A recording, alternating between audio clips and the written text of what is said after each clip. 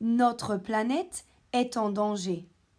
Tous les pays du monde doivent faire face à ces divers problèmes. Par exemple, en Australie, il y a beaucoup d'incendies qui détruisent les forêts et la nature. Les feux menacent la faune et la flore, c'est-à-dire les plantes et les animaux. À cause de nous, de nombreuses espèces sont en voie d'extinction ou ont déjà disparu de la surface de la Terre. En France, chaque année, la canicule et les inondations mettent en danger la vie de la population locale. Les pluies torrentielles détruisent aussi de nombreuses maisons et infrastructures. Dans le monde entier, le réchauffement climatique a de nombreuses conséquences. En Afrique, par exemple, elle est synonyme d'extrême sécheresse et d'un manque d'accès à l'eau potable. Alors qu'en Antarctique, la hausse des températures entraîne la fonte des glaciers et l'élévation du niveau des mers et des océans. En Asie, la pollution atmosphérique causée par les industries, les usines et les voitures met en danger la santé de la population.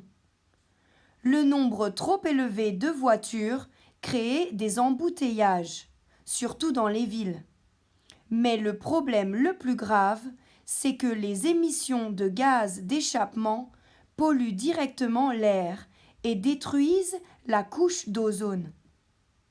Par conséquent, beaucoup d'habitants portent des masques pour éviter de respirer l'air pollué et se couvrent le corps pour se protéger des dangereux rayons du soleil.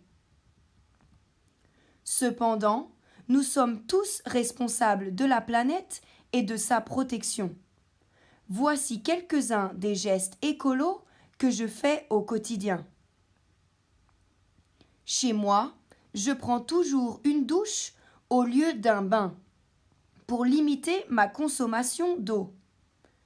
Pour économiser l'électricité, j'éteins la lumière quand je quitte une pièce et j'éteins aussi la télé et les appareils électroménagers quand je ne suis pas à la maison. De plus, cette semaine, par exemple, j'ai trié les déchets. J'ai jeté le papier et les journaux, les boîtes de conserve, le plastique, le verre et les emballages dans les bacs de recyclage correspondants. Finalement, j'ai pris les transports en commun pour aller au collège, car dans mon village, il y a un car de ramassage scolaire qui passe tous les jours. Cependant, j'habite trop loin pour aller à l'école à pied ou à vélo. Dans ma famille, chaque semaine, nous faisons une liste de courses avant d'aller au supermarché pour ne pas acheter trop de nourriture et éviter le gaspillage. De plus, ma famille achète majoritairement des produits bio, régionaux ou issus du commerce équitable.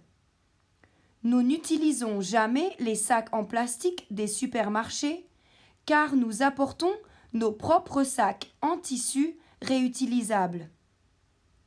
Au collège, mes camarades et moi avons créé des posters que nous avons affichés partout dans l'école pour sensibiliser les parents, les profs et les élèves, et nous avons déjà organisé plusieurs journées de nettoyage des plages de la région et de ramassage des ordures dans mon quartier.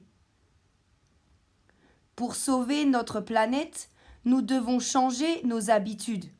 Il n'est jamais trop tard.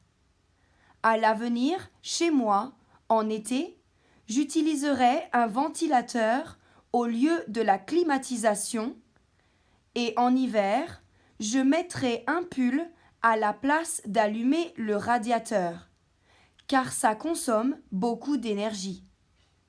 Finalement, J'apporterai une gourde au collège au lieu d'acheter des bouteilles en plastique.